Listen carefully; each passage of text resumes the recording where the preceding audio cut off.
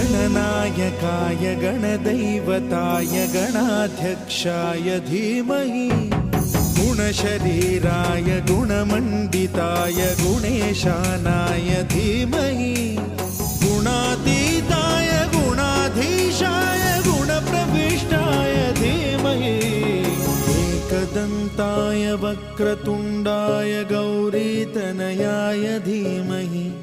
गजेशानाय भालचन्द्राय श्रीगणेशाय धीमहि